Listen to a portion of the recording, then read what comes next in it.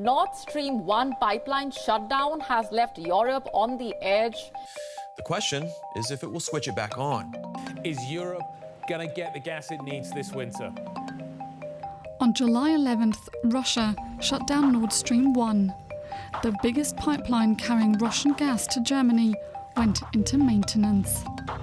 The works are routine procedure every year, but the war has many asking whether Moscow will keep the pipeline off.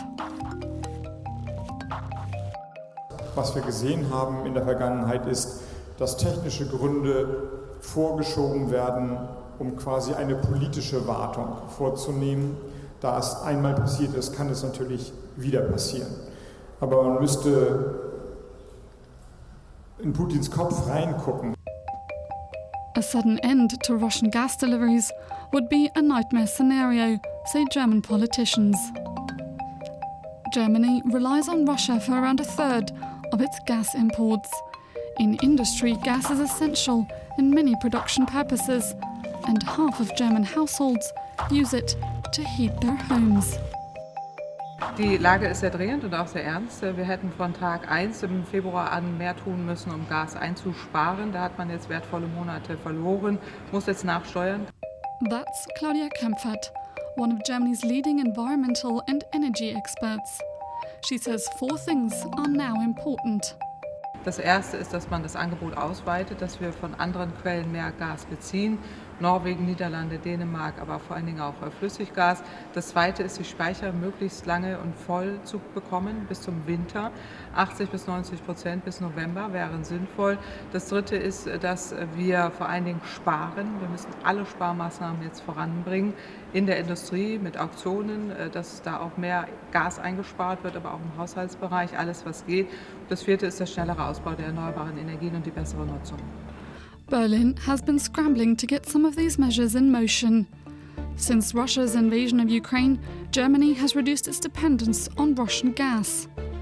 The government has also given the go-ahead for 2 LNG terminals to be built.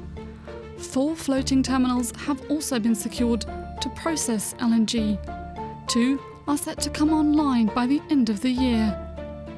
And by mid-July, Germany had raised its gas storage levels to almost 65%. Largely because the government decided not to use gas for electricity production anymore. Die Politik muss alles dafür tun, dass das Gassparen attraktiv wird. Das heißt, entweder über Auktionen Entschädigungen zahlen oder indem man Prämien zahlt an die Haushalte.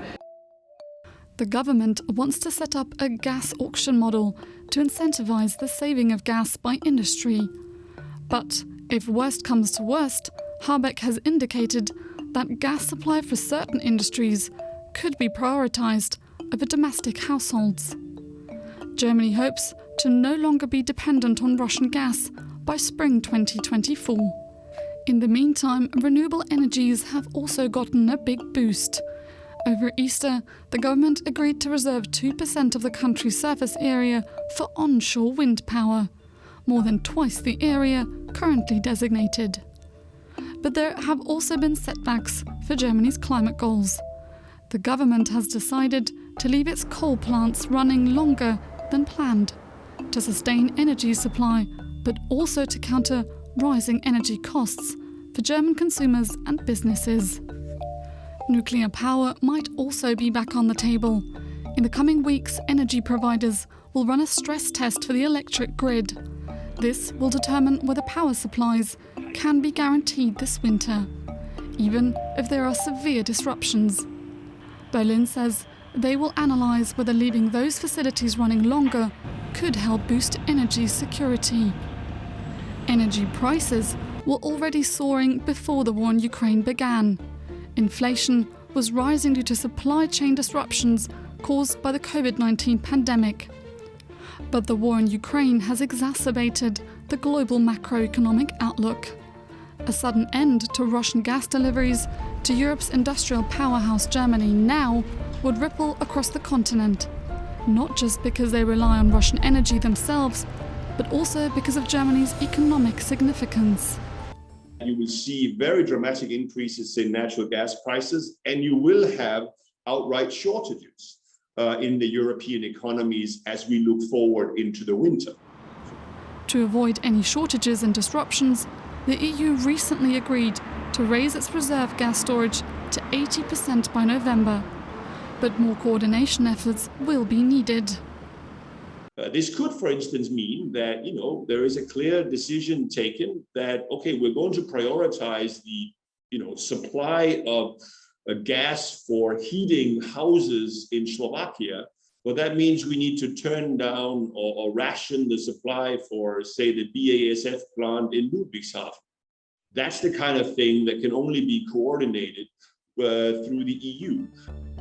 Berlin has already signed solidarity agreements with its European neighbours, like with Austria. This would avoid lengthy negotiations in cases of emergency.